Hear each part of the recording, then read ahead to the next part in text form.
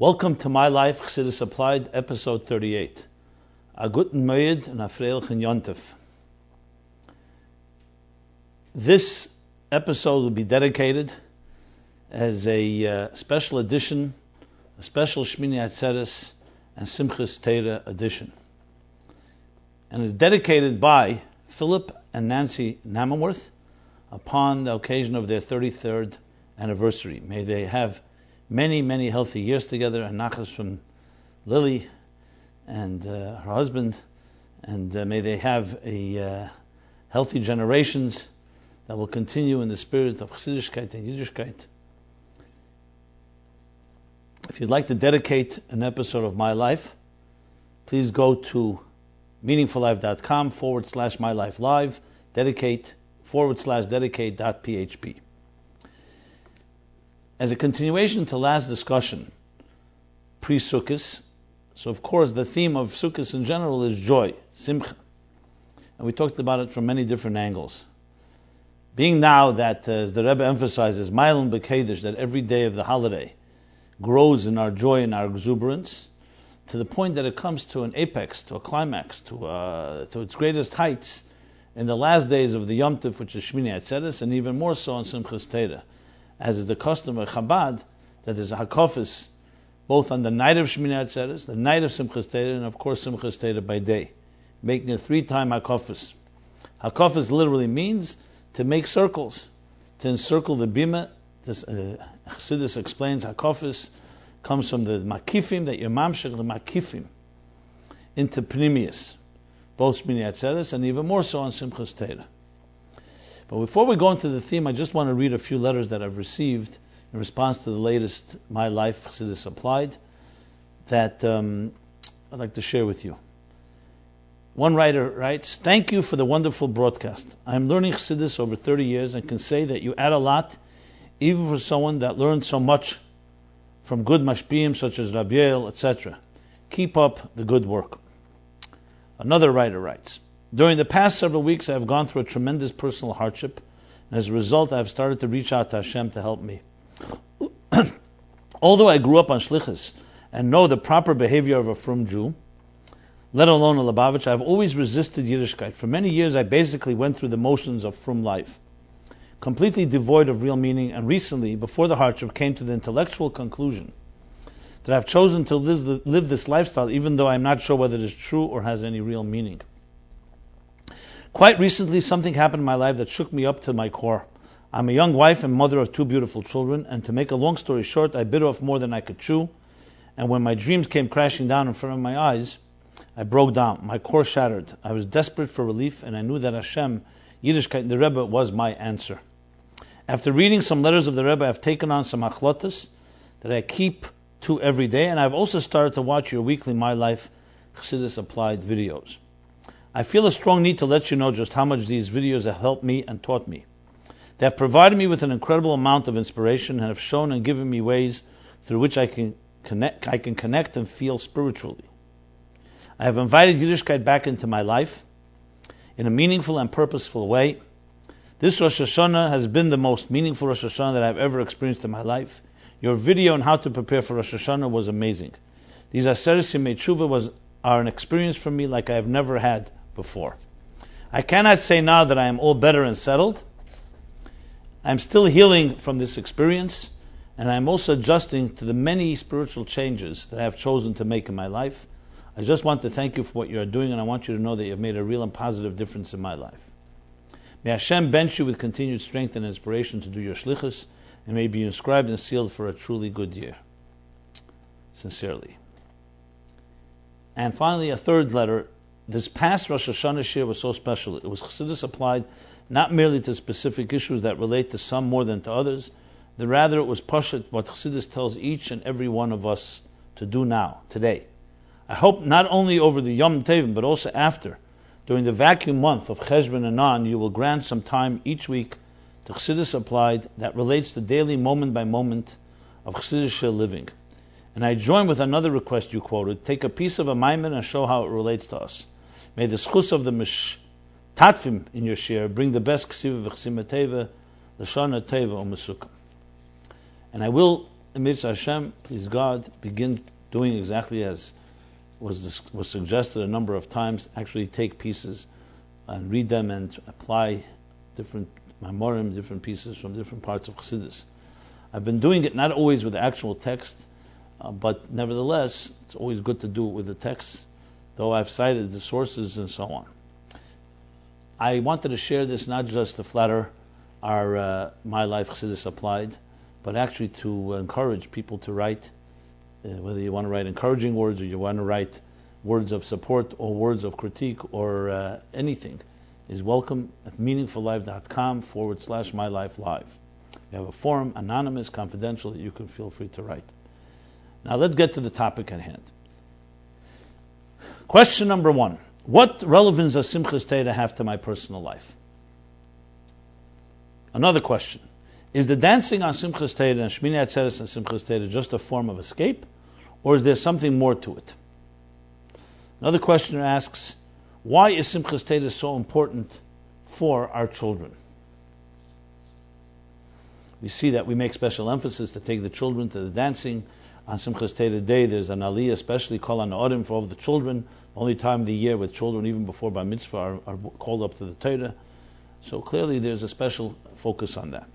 Excellent questions, and they fit right into the theme of MyLife Chassidus Applied, which is to take our life experiences, including YomTov, and make them relevant. How does Chassidus explain the relevance of Simchas Torah to our life? We know it's a day of great joy. We know it's a day of unbridled simcha. We know some of the reasons, which we'll address in a moment. But what is the personal relevance? And I'd like to take the opportunity here to actually combine it with a series of questions that have come in from you, from listeners and viewers like yourself, that talk about their own personal challenges, to show and demonstrate how these two things converge. Simchas Torah can be a solution and an antidote and a response to many of our personal challenges. The question is how. So first let's talk about the actual day, how it's explained in Chassidus, and then applying it to our lives in a personal way. And I will then read a number of questions where all this comes alive in real application, in real time, real challenges, and so on. But it's all around this theme. And this, frankly, is the objective of all Yomim Tovim, whatever period we're in, is to look inside the YomTov and see it as a bundle of energy, as an empowering force that allows us to access it and in some way help us transform a particular aspect of our lives. So essentially it's based on the principle that time is energy. Time is not like a river going from the past, present to future. Time is more like a spiral, a cycle. Hayomim ha'ela niskarim v'nasim, as the Rebbe brings the Pirush HaArizal from the Ramaz in Tikkun Shevivim, that what? That every year, Hayom ha'ela niskarim, that when it comes to a particular day in the year, we return to that point, exactly that point where it was the first time. So we're not just commemorating events that happened, we're actually recreating them and reliving them.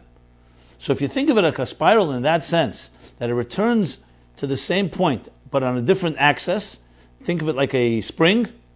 So then your birthday, Rosh Hashanah, Yom Kippur, Sukkot, Simchas Torah, every day, Kol Yom V'Yom Avodat Vidita, every day has its energy, has its power, and the challenge is, can you tap into that energy? So the mitzvahs hayom of each particular YomTov are the tools. Think of them as like the instruments, how we channel the energy of that particular time into our lives. So what is the energy of Shmini Atzeres and Simchas Torah? Simcha.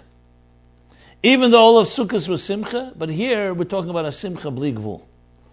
So think of it as a Simcha that followed 7 days of Sukkot, and we discussed at length in the previous episode the joy of Simcha.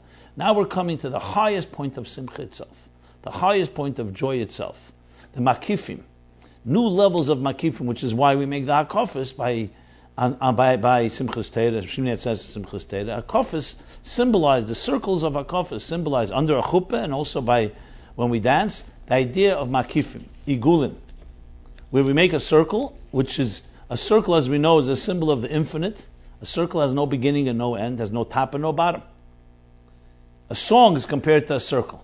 We stop a song simply because we stop it, but a song can continue on and on perpetually, like a circle. A square or a rectangle or any other object that has angles and has edges. So there's measurements, there's parameters. There's a top, there's a bottom, there's the left side, the right side. A circle, however you look at it, it looks equal. So a circle symbolizes what Chassidus calls Seviv Kalalman, Makifim, as opposed to Pnimim. So Pnimi would be Yesher, a line. A line travels from one place to the next place to another place. A circle is a perimeter that just a circumference that has no beginning and no end. What it symbolizes in Ruchnius and spirituality is transcendence, a force that goes beyond structure, that has a certain perpetual infinite rhythm and momentum, which is what dancing is about, which is what real singing is about, and what Hakofis is about.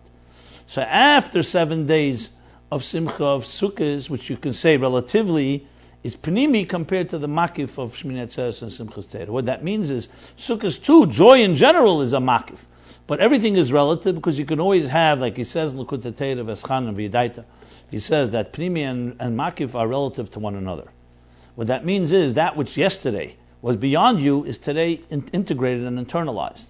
And now a new Makif emerges. Think of it like climbing a mountain. So the horizon continues to broaden as you climb higher. So what was yesterday beyond you, now you see very clearly. And then you see that something beyond you now.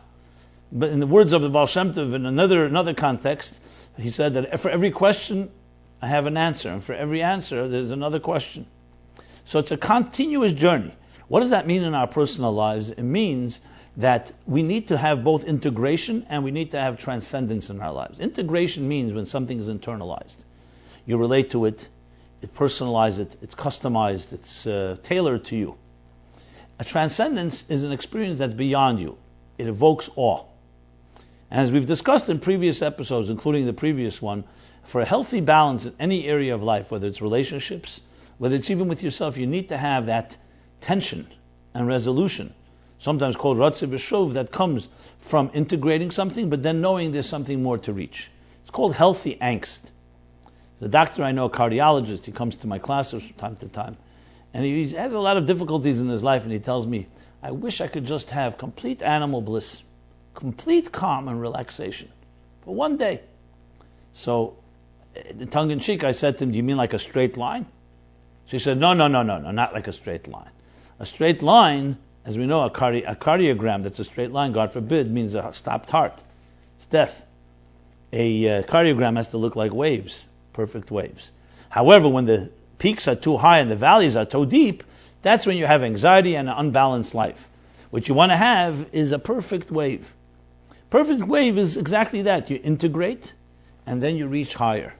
It's constant tension and resolution, which is the healthy balance in a human life. So Pnimius is when you take V'lakachtam lachem b'yem arishin, you take the Daled Minim, you bring them close to your heart, lachem the Pnimiuschem, Chassidus explains. You're taking the makif of the sukkah, you're internalizing it. And that's connected to a simcha. There's a simcha connected to the Daled Minim. Samachtem b'Hashem alekechem shivas yom, connected to the Daled Minim. There's the dance of Simchas Be'Sheva. Again, it's a makif. You're dancing in a circle. But it's relatively speaking still pnimius. When do you reach the makifim atzmim, as Chassidus says? The ultimate makifim, the highest levels, is when we come to Shmini Atzeres and Simchas Torah. So now we're entering into the world of the infinite. Now you can't jump there. You need to go gradually, just like you can't climb a mountain in one shot, step by step. You climb a ladder, one step, then you go to the next step, and next step. But now when we reach Shmini Atzeres and Simchas Torah, we're expected to reach a place of complete unbridled, unlimited, and free abandon and joy. This is the key to understanding the relevance of Simchas Torah. It's essentially the joy that comes from just being, the joy that is connected of letting go and being able to just be yourself without any worries at all in the world. Now, of course, this is not an easy thing to do because we have a lot of baggage. We have a lot on our shoulders. We have a lot of past. We have guilts. We have life experiences. However, let's now go to the children. In the year Simchas Torah, the last year the Rebbe spoke to us, La'esata, on Simchas Torah, Tov Shinun Beis, interestingly, there was a lot of focus on children. He spoke about Al Tigu B'Mishichei, which is connected to children, and connected it to Simchas Torah. Simchas Torah's connection to children is because the child within each of us, and children manifested in a very real way, they're unjaded. They don't yet have all that baggage that I just described. So they can have this exuberant joy that's completely l'mayla of all hagbolas. It was a night of Sukkot. I don't remember the year. If anybody out there remembers the year, please send it to me. I'd love to be able to revisit it. But I remember it vividly when the Rebbe said it. Interesting. The Rebbe was speaking about the simcha of children, the innocence of children, and then out of the blue, suddenly, I don't think it was tangential, but the Rebbe said, example for Erein Sof Lifnei HaTzimtzum, which the Eitz Chaim says is Mamala Kol HaMetzias. He says it's children. That when you see when a child is consumed and preoccupied with whatever he's doing, he's Mamala Kol HaMetzias. It fills up his whole presence, his whole consciousness. There's no room for anything else. Exactly what it says in Eitz Chaim. There's no Nesinas Mokum Le'elamas. The Rebbe used this as an example of what Erein Sof Lifnei HaTzimtzum, which is very striking. To use that example is interesting. Because it's not just a moshel. It means that children in some way have that element of Eir HaBligvul, that the Makifim Atzmim, that precedes the Tzimtzum and precedes all that comes afterwards. So in essence, you can say Simchas Torah is returning to the child. It's the celebration of the child within. The concept that you hear in psychology and psychological circles, the inner child, in truth is a concept that precedes all these psychologists. It's something in the Torah that we have the constant idea of a child. You have it in the YomTov and of course Simchas Torah and Pesach and Shavuos. Children are always the emphasis. But it's not just the child and the chronological child. Heishiv levovos al bonim al yedei bonim through children. It's also reconnecting to the child within each of us. There's a famous story where one of a Chassidic Rebbe, I don't think it was a Chabad Rebbe, was fabring with the Chassidim, and it was a very inspiring moment. Everybody was inspiring moments, and everybody was involved, and very much didn't want to tear themselves away for 1 second. But then refreshments ran out. There was no more l'chaim, there was no more mezenas, and whatever else they had there on the table, and nobody wanted to leave. Seeing that nobody's leaving, the Rebbe himself stood up, and before anyone could even say anything, he began walking out. They say, "Where are you going?" We'll go. He says, "No, I'm just going outside to tell a child to bring some refreshments." He went outside, and he didn't come back right away, so they realized that he went himself. When he came back with l'chaim, and they were all embarrassed, the Rebbe himself had to go. They said to the Rebbe, "I thought you were saying you went outside to tell a child to go." He says, "Exactly right. When I'm sitting with you, a bunch of adults, and we're all consumed, and we're all so involved, I needed to access the child within myself that just doesn't know all these cheshbenis and doesn't have all these calculations and all these desires, to go beyond giluyim, in language of Chassidus, and get straight to the etzem. And I sent my child to go bring the refreshments." So there's a time we all have to access that child. On Simchas Torah, Chassidus explains that we learn, what we dance with the Torah as wrapped up, which equalizes us all. When you have a Sefer Torah open, then this one can read better, this one can read less. This one understands more, this one understands. It's all defined by Giluyim Pnimiyim. In Pnimiyas, there's a difference in Chachma, Bina, Das, Chesed, Gvura, Teferes, and so on. There's a hierarchy. There's a structure. There are levels. There are gradations. When it comes to Makif, which is when you Makif, that the Sefer Torah is wrapped up in a Makif, in the Mappa, in its cover, and you dance with it, everybody dances equally, from child to adult. Atem netzov mayem kulchem. Everyone is equal. It's an equalizer. Because you're entering into the world of Bligvul, you're entering into the world of free abandon, where all structures melt away. Simchas Torah, Shmini Atzeret Simchas Torah, once a year, we're given the ability to enter there with the fullest joy. Now some will say, isn't that Yom Kippur, the holiest day of the year, when we enter the Holy of Holies? Achaz B'Shana, correct. But Yom Kippur you enter with Yom Noraim, you enter with awe and silence, not dancing. The Gili of Yechida, of Yom Kippur, when is it revealed in the fullest sense, when you can celebrate in a Gilidik, in a revealed way? That's Simchas Torah. Which is why we actually dance on Simchas Torah, on Shmini Atzeres. It's the Simcha of which Torah? Why Torah? Because the Torah was given in Yom Kippur, Luchas Shniyas. the second luchas were given on Yom Kippur, but as opposed to Shavuos, as we discussed, when there was the Ayin Hara because of the whole fanfare and all the fireworks, now we're told Yom Kippur celebrate first in humility, Vigilu Barada, quietly, humbly, all white. The service is silent, and then exactly almost 2 weeks later, 4, 11, 12 days later, is the explosion, the exuberance of receiving Luchas Shniyas, which also explains why Simchas Beisha She'eva, and of course, Shmini says the Simchas Torah is the highest Simcha of the year. Because Shavuos is a Simcha of Tzaddikim. They hadn't yet sinned, there was no Chet HaEgel. So it's a Simcha of Tzaddikim. Now it's a Simcha of Balei Tshuva. The Rebbe explains this in a letter in the Igris Kedush, volume 16, page 92. Where he explains the difference of Sfiras Ha'emer, Chassidus Applied, which was also a joy, and the Shivas Hamayim and the drawing of the water. Why is the Be'esha She'eva, the drawing of the water, with a greater Simcha than when they cut the Emer, the harvest? So you can look there. Also in the Sichos of the Rebbe, the second day of Sukkot is Tovshin Tazayin.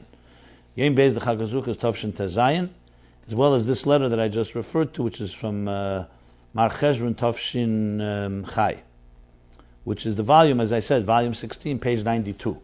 Speaking about the greatest Simcha that comes from Balei Tshuva, which is a far deeper Simcha, because now you've overcome even darkness.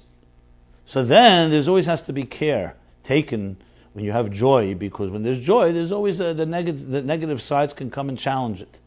Simchas Torah is a simcha that goes beyond all limitations. And that is essentially the celebration of the innocence, the yechida, in the deepest possible way on Simchas Torah. In Torah Shalom, right in the beginning, he says that Moshe Rabbeinu took a little mashka on Simchas Torah, and the Gemara Shal Torah. Now remember, Simchas Torah by Moshe Rabbeinu is when he finished writing the Sefer Torah. So technically, he brings there an Ha'ara that should be around Zayin Adar time. But Simchas Torah is when we finish reading the Torah. So it's just Gemara Shal Torah. It's the Siyum HaTorah. I'm sure everybody knows and is familiar, and everyone remembers vividly those that were around the classic Sikha, one of the most powerful Sikhas of the Rebbe, Simchas Torah Tov Shem Mem Zayin, when he explained the Rashi, the last Rashi in Chumash, and he elaborated on the topic of Yesher Keichach Sheshivarta. Why, of all the things that Moshe Rabbeinu did, the Einei Kol Yisrael, Chola Eses VaMefsim Asher Osa Moshe LeEinei Kol Yisrael, why does Rashi choose seemingly a complete negative? The breaking of the Luchas was due to the Chet HaEgel, which caused Shivasa B'Tammuz, a fast day. And God says, Yesher Keichach, Mesayim B'Teiv. Why does Rashi bring this negative? It was leading the Jews out of Egypt, all the miracles associated with that. Kriyas Yamsuf, Matan Torah, 40 years in the wilderness. Of all things he chooses is Shviras HaLuchas. And the Rebbe, with tremendous tears in his eyes, which were rarely seen on Simchas Torah, the night before HaKofos, the Farbrengen rather, on the night of HaKofos, Leil Simchas Torah, explained because this was the greatest act Moshe could do. Because what he did was, he was Moshe Nefesh himself for Jude. As Rashi says in Kisisa, that the breaking of the Luchas was actually the shattering, the tearing of the Ksuba, that he could say that the Jews never signed the contract. So the greatest event of all Moshe did was the shattering of the Luchas. But then Yom Kippur comes, and we have also the return of the second Luchas. Salachti Kidvarecha. And that's what we celebrate. And we know that in the Oren was also the Shivrei Luchas and the full Luchas. Why do you have to have the broken Luchas, a reminder of a negative? Because that Shivrei Luchas represented the greatest Mesiras Nefesh of a man, of a tzaddik, of a rebbe for his people. And despite the negative on one hand, but it brought out the deepest love of the Eibishter to Eden and Eden to the Eibishter, and of course the deepest Mesiras Nefesh of Moshe Rabbeinu. So Shivrei Luchas always has, especially once they were redeemed through the second Luchas. All this is what we celebrate on Simchas Torah. Not just a celebration that is oblivious of the negative, but even though there was a Egel, and even though there was broken Luchas, all of that leads now to a state of absolute joy. So this is the relevance of Simchas Torah to our lives. If you can access that level of connection, of the deepest connection you have to the divine, and you can celebrate that in a fully unbridled way, you will have the solution to many of our psychological, personal, and emotional issues. The challenge is to access it, which we'll discuss more about. But to explain the power of it, you're talking about being able to go back to a place that was prior to any pain, to any wound, to any scar, to any form of abuse or assault or in any other type of hurt that we've experienced. Can you imagine that? We have a whole list of grievances. People who have hurt us, teachers, parents, others, life itself, disappointments, losses, shattered dreams, broken promises. I don't want to be depressing, but we all know that life can be very difficult. As you get older, you go through all kinds of things and realize that it's not always smooth sailing. So, yes, you can say, okay, I forget about it all, or I move on. Simchas Torah says that in truth there's a part of you that was never affected by this, unscathed. And if you can access that, and you should access that, you can dance without any hagbolas. And that dance is not just for that night and that day. It's a dance that connects you to your source in the deepest possible way. So though we spoke about Simcha last episode, about Simcha based on Tanya chapter, people asked the question where I was talking the idea that a neshama is naturally besimcha. The chapters 31, 32, 33 in Tanya talk about Simchas HaNefesh, the natural simcha of the nefesh as it connects to the divine. But in that itself, there are levels. And Shemini Atzeres Simchas Torah takes us to a completely different place, the place of completely letting go.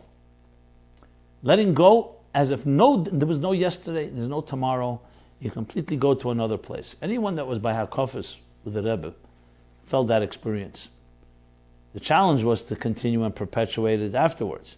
But during Simchas Torah, as the Rebbe would dance, you literally can go into a whole different reality. Seeing the Rebbe's unbelievable exuberance.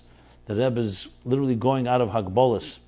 And in that fashion, Shmini Atzeres, and then Simchas Torah would always be more than Shmini Atzeres, except that one year Mem Vov, when the Rebbe spoke about the story with the Alter Rebbe, that he proceeded with Tkiyah Shefer, that sometimes you need to begin with Simchas Torah earlier. Did I say Mem Vov? I believe it was Mem Dalet. I apologize. But in general, the Simcha only grew and grew, and was literally being transported to another time and place. Today, we have the power to achieve this, but you have to prepare. You have to be able to so-called block out all the worries and concerns and realize that you were sent down to this earth and there's something higher and greater than any challenge that comes your way. And this is the relevance of Simchas Torah also to children, because it is the simcha of the child, the literal child and the child within us, the thing that equalizes all of us.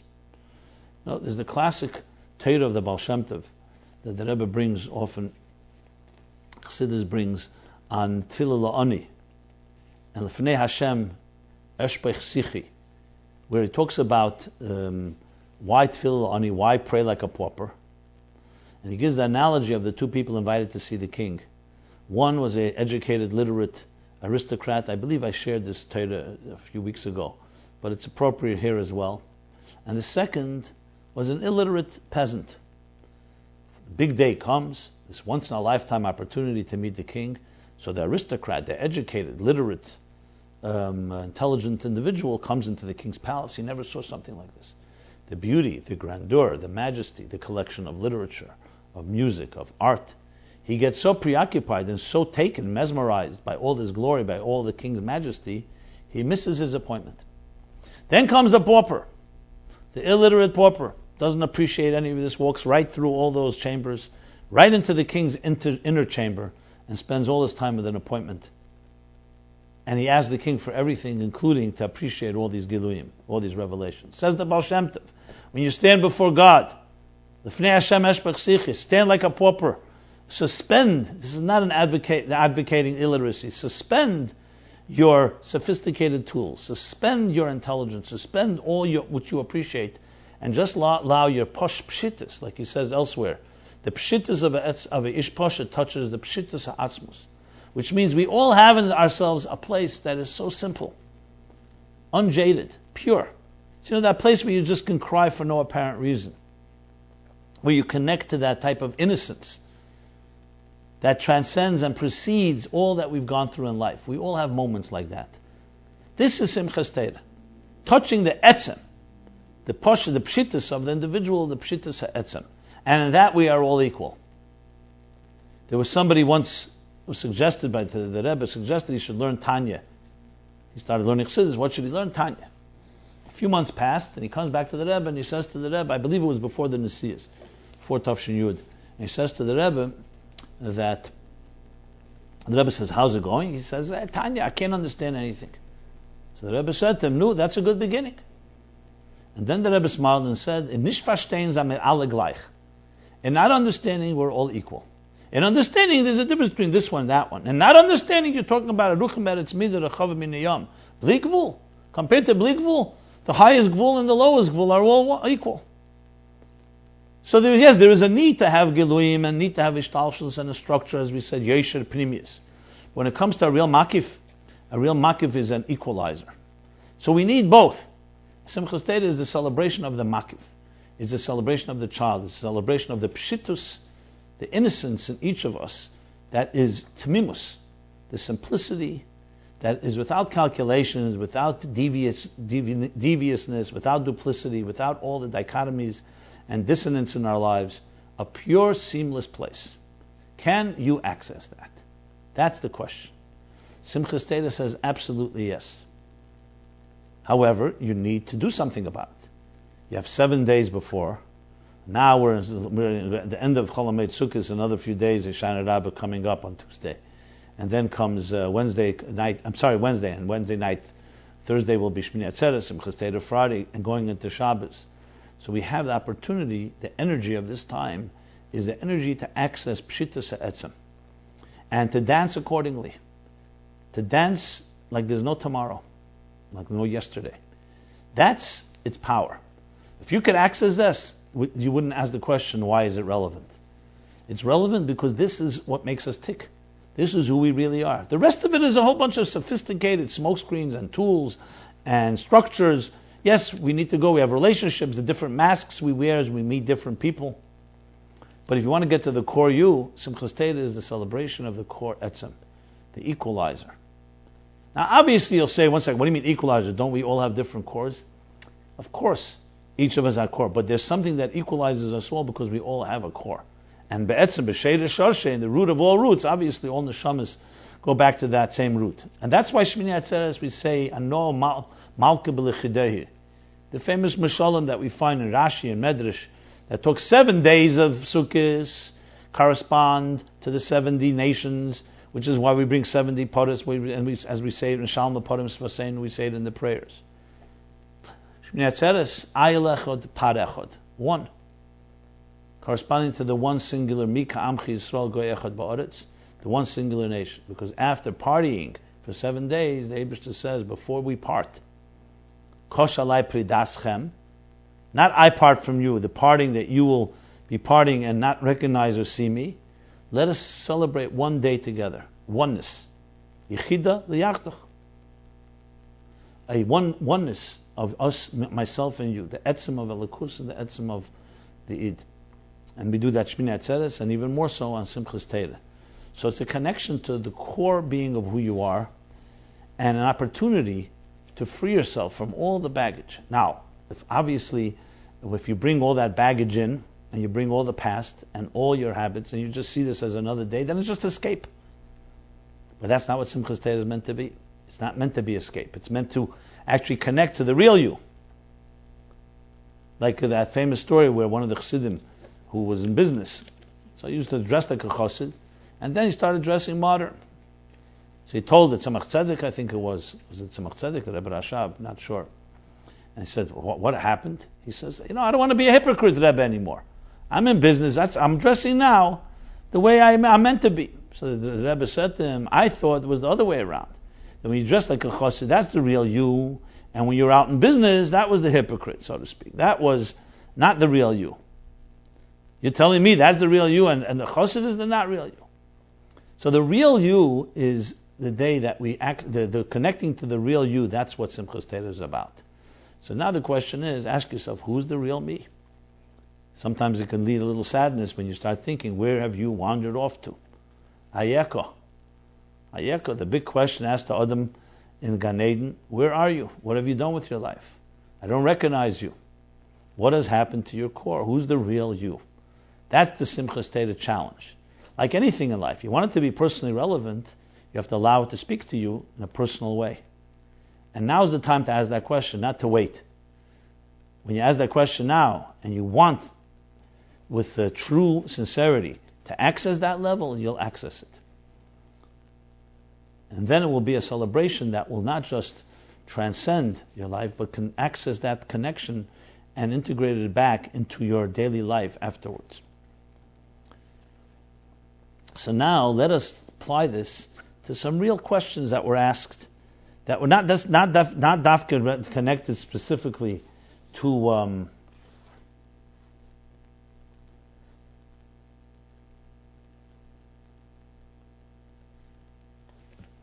Simchas Torah, but to apply this message to issues that we struggle with. So here's a questioner asks this question: taking Yiddishkeit too seriously. Last episode we spoke about the idea whether you can have fun, so to speak, and you can and be your own self within the context of Yiddishkeit. So similar questions, but taking it to another level. Hi, Rabbi Jacobson. I became frum in my youth and have been living this life for many years. I am married with a large family now, Kenan Hara. I'm struggling because I've been told that I take my Yiddishkeit very seriously. Maybe too seriously, that I don't really have the ability to enjoy it. My non-religious family always asks me why I need to be so intense all the time. The issue is that I'm so overly careful with perfecting my observance of mitzvahs that the pressure is crushing and I find myself overwhelmed by the awesome responsibility of Torah and mitzvahs. Is this your typical Baal Tshuva syndrome? How can I enjoy Yiddishkeit versus fearing it? Question 2.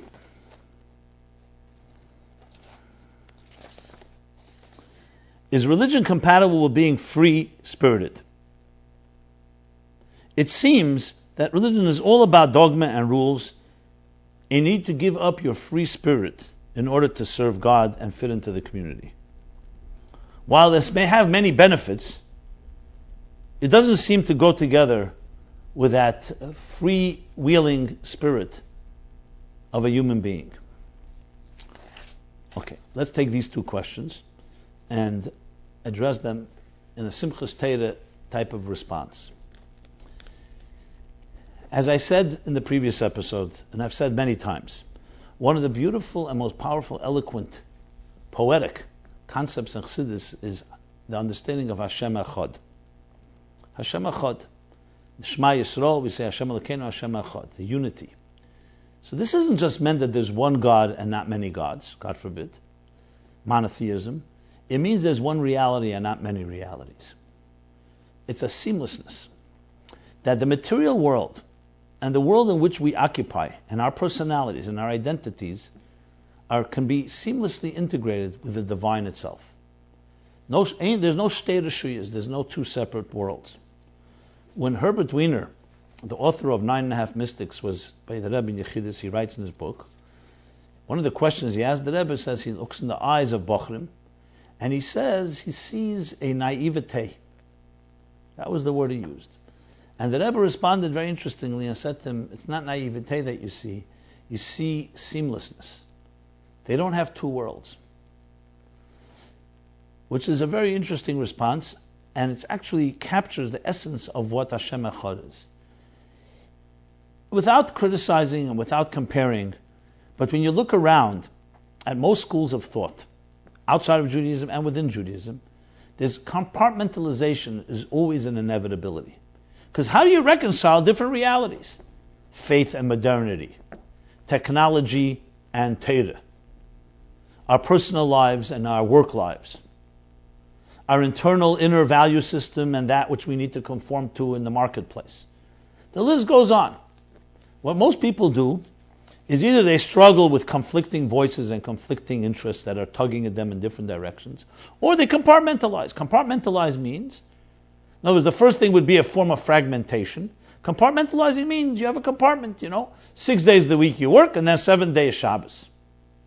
Sounds fine. 6 days you're consumed with survival, and the 7th day you're consumed with transcendence.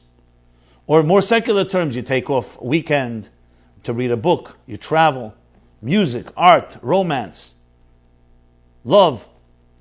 These are all forms of so-called, I don't call the word escape, but it definitely does not necessarily integrate with the other part of our lives, which is struggling for survival, which is a tedious day-to-day routines. Chassidus says no, absolutely no. The Baal Shem Tov came to teach that Ein Eid Milvadei, and the Alter Rebbe explains it by Riches and Chassidus Chabad and the Rabbeim afterwards, means that everything is part of one reality. It manifests in different ways. Shabbos is taka day of transcendence begili, but 6 days of the week is not, God forbid, devoid of divine. It's just the divine that is concealed, or the divine as it manifests in Mila Dedyeta, in the world and worldly matters. When you have this seamlessness, it results in a different type of approach to everything in life. So the questions asked here, you're taking your Yiddishkeit too seriously. And what happened, and it's crushing and find overwhelming. Without enjoying means there's some type of dichotomy taking place here. Same thing with the second question. Free-spiritedness and the dogma. Well, Yiddishkeit is neither dogma, nor is it just plain free-spiritedness. It's about being the real you, as I spoke about Simchas Torah, the real you, but the real you that manifests away in a certain type of behaviors. For example, let's take music. No one would suggest that someone who plays music by notes and is trained and has all the disciplines is not a free spirit. On the contrary, music is considered the epitome of free-spiritedness. But you take the structure, which is the structure of musical notes and the musical instrument, and to learn to transcend the structure. Torah and mitzvahs, if it's seen as a bunch of man-made disciplines that are imposed to don't do this, don't do that, which is the definition of dogma, is definitely going to hamper and minimize the spirit of the human being. But if you see them as musical notes that allow you wings, that allow you to fly and soar, those same wings are not dead weight. They're not dead body weight. They are wings that allow you to fly to great places. The famous analogy of the nightingale, the metaphor, the parable, when God created the nightingale, a bird with a beautiful voice. So the nightingale came to Hashem and said, "Thank you for giving me such a beautiful voice, but I have a problem. I may be perched on a branch serenading into the night. When a predator comes by and is attracted to me for a piece of meat for the next meal, please God, give me something to protect myself from predators." So God offered the bird a beak, a sharp beak, to be able to protect when if a predator comes by. The bird inspected the merchandise. A beautiful, elegant bird like me with a nose like that, no. So then God offered the bird a set of sharp claws. Claws is another way of protecting itself. And again, unbecoming for a bird like me. And finally God says to the bird, "Okay, I'll give you a set of wings, knafayim." The bird looks at the wings, never saw wings before, and said to God, "I don't understand. You're the master of the universe. You created the world with such symmetry and design and wisdom. I have enough body weight to carry to try to escape from my enemies. So you give me 2 extra pieces of dead weight of flesh. Explain." So Hashem, of course, said to the bird, "No, little bird. These are wings. When you learn to use them, you can soar. You can fly to places that you never could have reached on your own." So now, no bird in the world, even a bird that's on a diet, and frankly there are no birds on diets, only humans are on diets, would reject wings because even though they make you weigh more. Why? Because they also let you fly to places you can never fly without them. The saddest thing to see is a bird that's grounded without wings, or with damaged wings. What's even sadder is a bird that has wings and doesn't know it can fly. So yes, if you look at Torah and mitzvahs on its own, on the surface level, mechanically, it looks like ritual without the SPI in front of it, spiritual, the ritual. Weight, a lot of weight. L'fikar chir b'lehem Torah mitzvahs. Many mitzvahs. It regulates everything in life. How you wake up, how you go to sleep, how we born, how we die, how we love, how we even tie our shoelaces, how we eat, how we sleep, how we walk in the street. Everything is regulated. What you eat. The order in which you cut your nails. Take Hilchos Pesach, if you want an example of detail. So if you look at it on the ritual level, externally, okay, it's a bunch of disciplines. Maybe it has benefit, keeps people in line, keeps them busy, stay out of trouble. But it's a lot of weight when you suddenly realize, and this is what Pre-Simchas Torah comes and does, teaches you the neshama, the soul behind the ritual, the spiritual within the ritual, and that the true completion is the fusion of action and kavanah, body and soul, guf and neshama.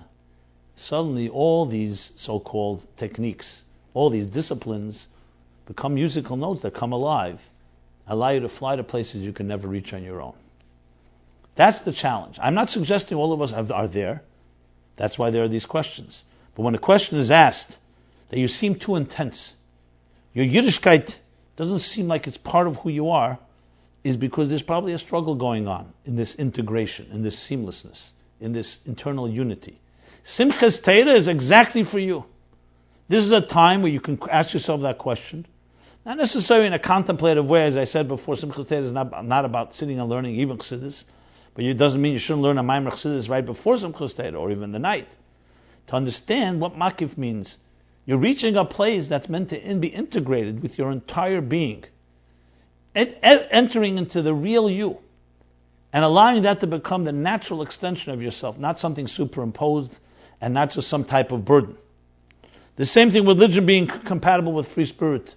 Absolutely, if you see this fusion between body and soul. If you're just doing mitzvahs like a body, then it's like dead weight. Like a guf b'lei neshama, it's called a corpse. Soul without body equally is not grounded. So it's about a fusion of the two. Simchas Torah is the time, the epitome. All year round we're supposed to be uniting, but Simchas Torah is the time where you just are able to access the etzem, the core, and just celebrate. So go back and find out, why did you connect to Yiddishkeit in the first place? What is it that touches the deepest part of your soul? And figure out how that can be integrated in our daily behavior, which is often where the dichotomies and the conflicts take place. And of course, surround yourself with people who have done it. Very difficult to achieve a level of this type of seamlessness with people who themselves are not seamless. So it's important to have a mashpia, to have friends, to have colleagues, to have an environment where there's that type of letting go. Now, letting go, Simchas Torah, is not difficult. You go and enjoy a Simcha HaKofis, you dance, Anak Bolas, and so on. But I'm talking about in a way that really affects you. That you really allow yourself to be absorbed by the experience and be lifted. We live the Torah, but the Torah also lifts us. The etzem of the whole experience. Okay, let's move to another question now. A little more painful question. Dear Rabbi Jacobson, I'm writing this immediately following Yom Kippur. I had a terrible day. Almost as soon as the fast began, I began thinking over the past year. I became very sad. I'm a Baal Tshuva of about 6 years. I became frum in college, and every year in my Tshuva process has been increasingly more painful, lonely, sad, and isolating than the previous year. Particularly my post-yeshiva experience, 2013 to the present, has been extremely painful and lonely. I have not experienced anything beyond superficial happiness to be Jewish in a long, long time, and I'm not sure I want to keep doing this. I forced myself through the Yom Kippur davening, but with no feeling. If anything, my feelings were negative. I hate God. There, I'm openly admitting that's what's been on my mind for a long time now. I hate God for sucking me into this world, isolating me from my friends, stealing every little joy I had out of life, and now expecting me to stand there full of regret and remorse for failing to live up to his absurd, impossibly high standard. I've reached a point where the only reason I don't just stop and drop it all is because I'm not sure how I can go back to my old lifestyle, which, by the way, was not the debauched, despicable lifestyle that frum Jews seem to think pervades the secular world. I was a good person, just not frum. And I was so excited in life. Now I feel completely spiritually dead. The silly thing is, I'm still really, really frum, at least as the term is applied colloquially. I have a full beard. I keep Shabbos, Chol Yisrael, 2 pairs of super expensive Mahadran film, etc., etc. I even prepaid for the Mahadran Lulav and Esrog set. Until recently, I was even davening 3 times every day in spite of my personal disconnect. Now I'm burning out. I don't know how to keep pushing through this. It's like I'm searching for the magic mitzvah that will make things click, and I'll finally find happiness in Judaism. I don't even know how to begin putting things back together. To preempt some of the suggestions I suspect you might make, of course, ordinarily, I take the preferred approach of talking to someone, friend, rabbi, mashpia, etc., who knows me personally, but I don't trust anyone with this. I've been peer pressured and bullied into frumkeit for the past 6 years by the people who are supposed to care about me. I do see a therapist, which is somewhat helpful, but there are natural limits on what that can do. I'm trying to make sense of this and put it into a Jewish context and makes sense spiritually. The problem is now that I'm at a point where I hate God and where I can't even begin to know for sure if pursuing a relationship with Him is worthwhile at all. I've heard all the cute Rebbe stories and Mishalim about suffering and personal growth and dealing with challenges to the point where they've pretty much lost all significance to me. Please do not mention how God gives special strength to those with increased challenges. I would gladly trade any special spiritual strengths and any accompanying benefits for just a basic measure of clarity, understanding, and spiritual fulfillment.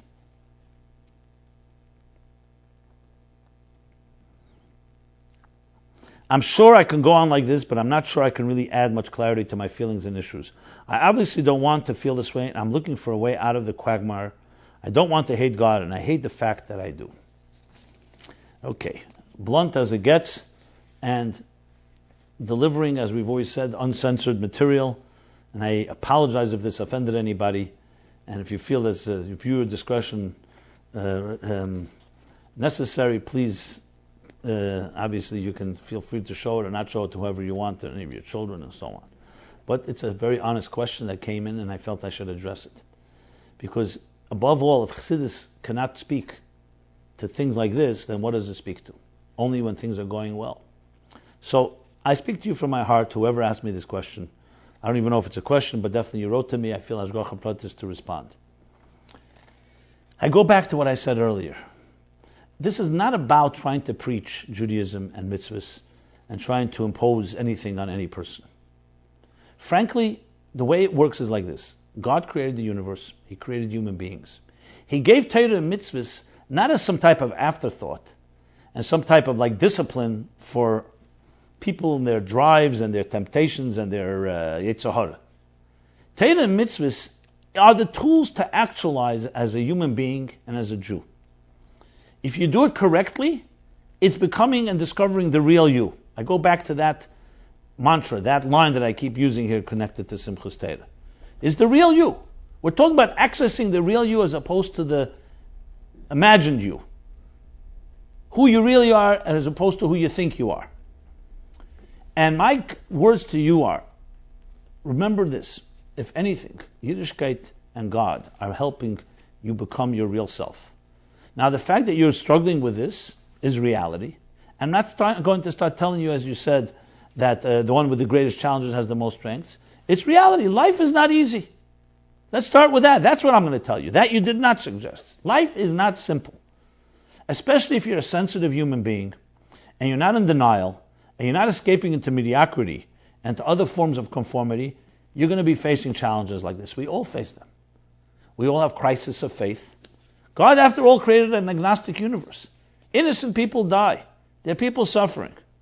So what do you think? Anyone that's a thinking person, of course, is struggling with this. Reality is life is difficult. The question is, what are our alternatives? We can just say, you know what, I'm going to do whatever I feel comfortable with. Or you can say, you know what, man up, become an adult, take life and say, Yiddishkeit. And is it a system that God gave us? And I speak even if you're a skeptic, because that's what Chassidus comes to teach us. This is a system that allows you to become the real you. And if it's not allowing you to become the real you, and you see this conflict, there's something wrong. Either the Yiddishkeit is being done in a way that is missing some fundamental element, or your perception of the real you is off. But as honest people, that's our opportunity. Simchas Torah is a day when Jews, Chassidim, from the beginning of time, even though Simchas Torah is a minig that came later and so on, But the concept of Simchas Torah is when Jews on their own initiated a day where they travel into the deepest part of their soul and connect it to the deepest part of the cosmic engineer, God Himself. That's what you should be using Simchas Torah for. And if you can access that, I believe it will help you get through this challenge. Now, again, I'm not here to tell you how it's going to happen. It may take time and it may be painful. But that's part of life. Part of life is dealing with this. I commend you for being so honest. Hating God goes back to the story with Levi Yitzchak Bar Ditchever, when he was told, the self-proclaimed atheist, the God you don't believe in, I also don't believe in. Probably the God you're hating is not the real God anyway. It's the God that you were presented with, and the one that you were taught correctly or incorrectly probably. So maybe that's good to hate a God that's a false God. When some people say Nietzsche said God is dead, that God never deserved to be alive. That God should be dead. And it's time to discover the real God. May the real God rise. That's the challenge. To discover the real God that is connected to the real you. And you know something? If it goes through different ups and downs, don't be afraid. Forge ahead. There'll be setbacks. But if you forge ahead with sincerity and honesty, guaranteed you'll have a breakthrough. So maybe the goal here is to get beyond the myopic perspective that you may have about Torah mitzvahs and yourself and Yiddishkeit and the Yiddishkeit that was imposed on you. And it's time to start discovering the real you. And find people that can help you do that. That's what Simchas Torah is about. So Simchas Torah, you see, my friends, is a tool no matter where you are. If you're in a great place in life, excellent. So celebrate like there's no tomorrow, no yesterday. If you're in a challenging place, it's an opportunity to revisit all your beliefs, all your axioms, maybe your distortions, and connect to that pure place. And again, there's nothing like finding someone else that has connected like that can connect like that. The people who know the secret of being real, the secret of being the real you, that's not jaded and not shaped by others' expectations and other people's criticism or other people's conformity, but by the coming from within. When a person is able to celebrate coming from within, a simcha from within, not because others, but because coming from within, that is the ultimate simcha of Simchas Torah. And that's why there's no condition that you have to learn or how much you know and how much you don't know. It's a day of purity. Doesn't matter. You're coming to God equal to anyone. The greatest to the smallest, all equal, because here it's about you, the real you, as you were placed on this earth, the innocent child that you were born and meant to be. More to be said, but let's suffice with that.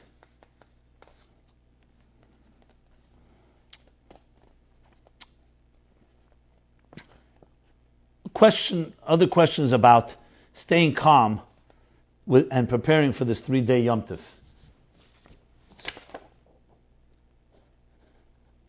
Handling a 3-day YomTov. How do I avoid feeling overwhelmed by my responsibility at home? And what if I'm not in the mood of guests?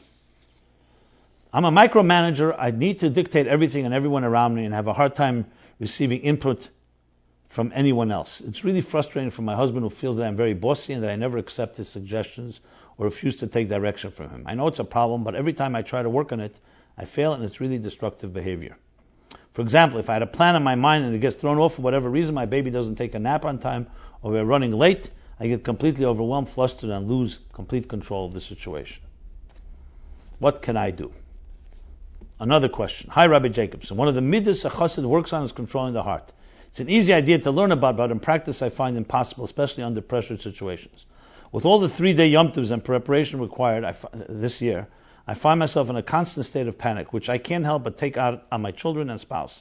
Do you have any advice for staying calm, speaking nicely, and working more efficiently to make these joyous times more enjoyable for me? And then there's a series of questions about, which I hope I can get to, someone who's not in the mood of having guests on YomTov. Well, I go back to what I said earlier. First of all, let's all lighten up here a bit.